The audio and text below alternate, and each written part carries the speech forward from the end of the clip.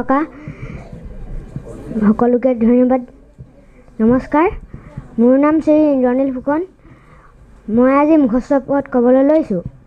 ভুল হ'লে ক্ষমা কৰিব। গীতমালা ১ অধ্যায় ১ৰ পৰা ৬ পদলৈ।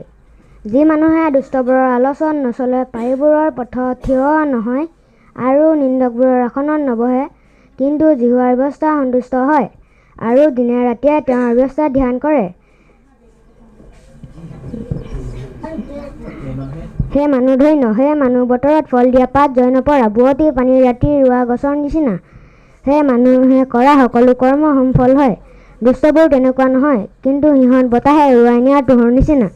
এই নিমিত্তে দুষ্টবোৰ বিচাৰত থিয় হ'ব নোৱাৰে, আৰু কিন্তু জিহুৱাৰ ব্যৱস্থা সন্তুষ্ট হয় আৰু দিনে ৰাতিয়ে তেওঁৰ ব্যৱস্থা ধ্যান কৰে, সেই মানুহ ধন্য। সেই মানুহ বতৰত ফল দিয়া পাত জয় নপৰা, বুৱতী পানীৰ ৰাতি ৰোৱা গছৰ নিচিনা।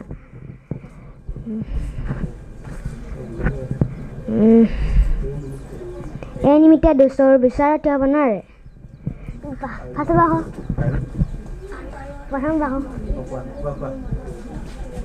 গীতমালা ১ অধ্যায় ১ৰ পৰা ৬ পদলৈ।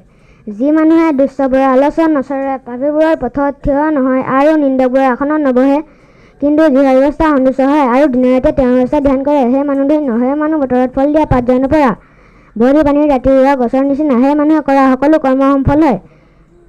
দুষ্টবোৰ তেনেকুৱা নহয়, কিন্তু সিহঁত বতাহে উৰুৱাই নিয়া তোহৰ নিচিনা। এই নিমিত্তে দুষ্টবোৰ বিচাৰত থিয় হ'ব নোৱাৰে আৰু পাপীবোৰে ধৰ্মীবিলাকৰ মন্দিৰত থাকিব নোৱাৰে, কাৰণ জিহুৱাই ধৰ্মীবিলাকৰ পথ জানে, কিন্তু দুষ্টৰৰ পথ অন্তৰ্পূৰ্ণ। ধন্যবাদ।